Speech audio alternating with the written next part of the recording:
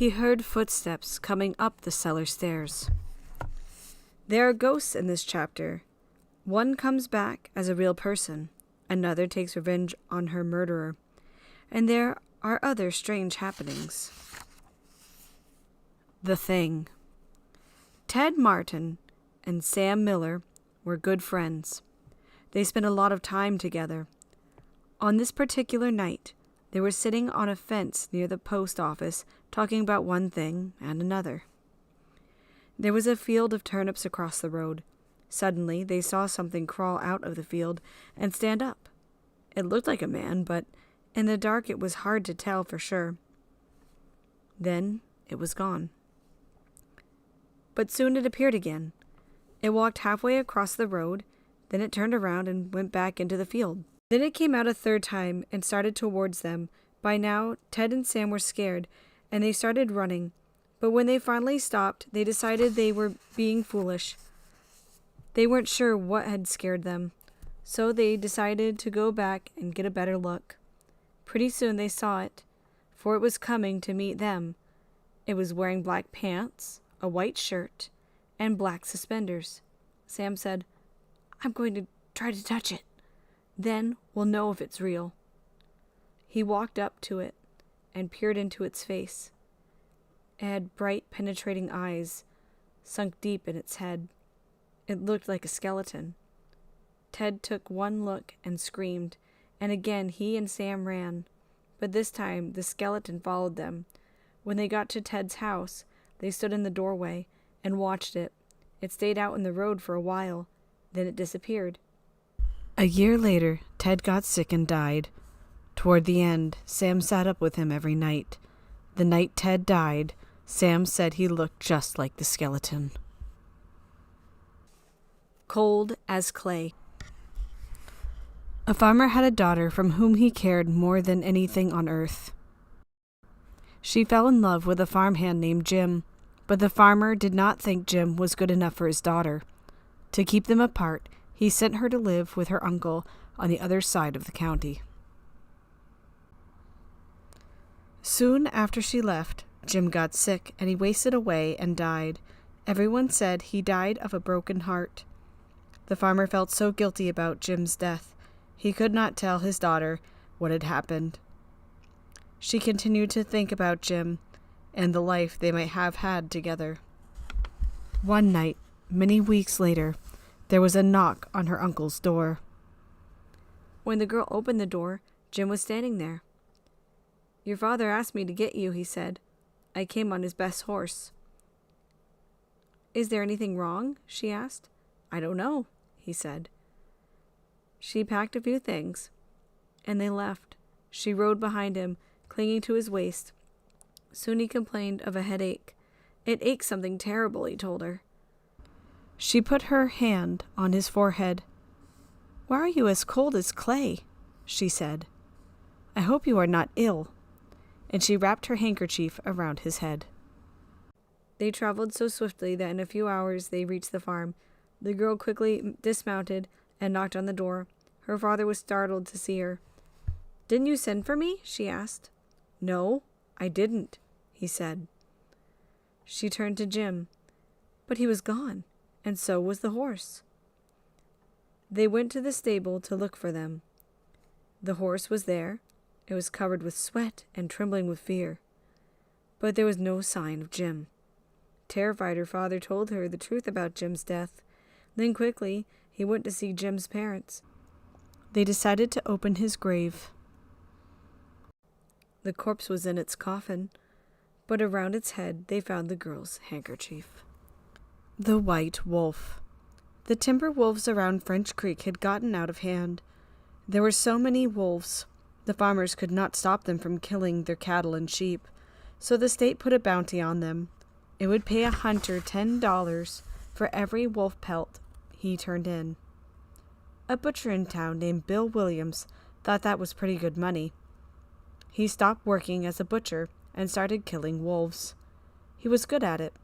Every year, he killed over 500 of them. That came to more than $5,000. It was quite a bit of money in those days. After 4 or 5 years, Bill had killed so many wolves there were hardly any left in that area. So he retired, and he vowed never to harm another wolf because wolves had made him rich. Then one day a farmer reported that a white wolf had killed 2 of his sheep. He had shot it and hit it, but the bullets didn't have any effect. Soon that wolf was seen all over the countryside, killing and running, but nobody could stop it. One night it came into Bill's yard and killed his pet cow. Bill forgot about his decision never to harm another wolf. He went into town the next morning and bought a young lamb for bait. He took it out into the hills and tied it to a tree.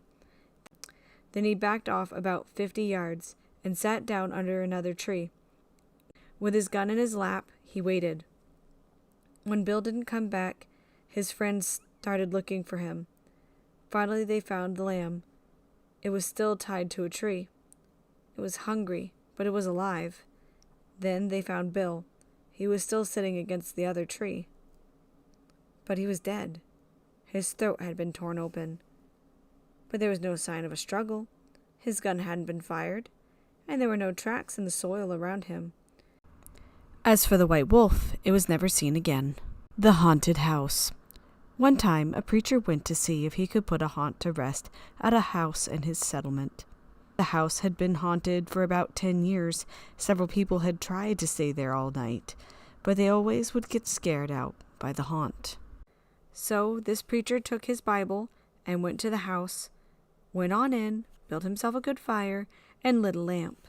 Sat there reading the Bible. Then, just before midnight, he heard something start up in the cellar, walking back and forth. Then it sounded like somebody was trying to scream and got choked off. Then there was a lot of thrashing around and struggling, and finally everything got quiet. The old preacher took up his Bible again, but before he could start reading, he heard footsteps coming up the cellar stairs. He sat watching the door to the cellar, and the footsteps kept coming closer and closer. He saw the doorknob turn, and then the door began to open. He jumped up and hollered, "What do you want?" But the door shut back easy-like, and there wasn't a sound. The preacher was trembling a bit, but he finally opened the Bible and read a while. Then he got up and laid the book on the chair and went to mending the fire. Then the haunt started walking again, and step, step, step, up the cellar. The old preacher sat watching the door, saw the doorknob turn, and the door open. It looked like a young woman. He backed up and said, "Who are you? What do you want?" The haunt sort of swayed like she didn't know what to do. Then she just faded out. The old preacher waited, and when he didn't hear any more noises, he went over and shut the door. He was sweating and trembling all over, but he was a brave man, and he thought he'd be able to see it through. So he turned his chair to where he could watch, and he sat down and waited. It wasn't long before he heard the haunt start up again, slowly, step, step, step, step, closer and closer, step, step, and it was right at the door. The preacher stood up, held his Bible out before him. Then the knob slowly turned, and the door opened wide. This time the preacher spoke quiet-like. He said, "In the name of the Father, the Son, and the Holy Ghost, who are you and what do you want?" The haunt came right across the room, straight to him, and took hold of his coat. It was a young woman about 20 years old. Her hair was torn and tangled, and the flesh was dropping off her face, so he could see the bones and part of her teeth.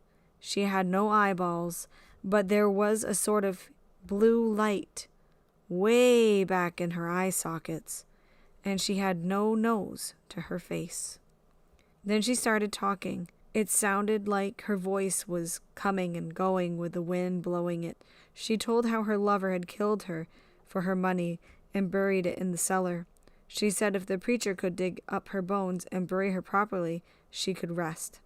Then she told him to take the end joint of her little finger from her left hand and to lay it in the collection plate at the next church meeting, and he'd find out who had murdered her. And she said, "If you come back here once more after that, you'll hear my voice at midnight, and I'll tell you where my money is hid, and you can give it to the church." The haunt sobbed like she was tired, and she sunk down towards the floor and was gone. The preacher found her bones and buried them in the graveyard.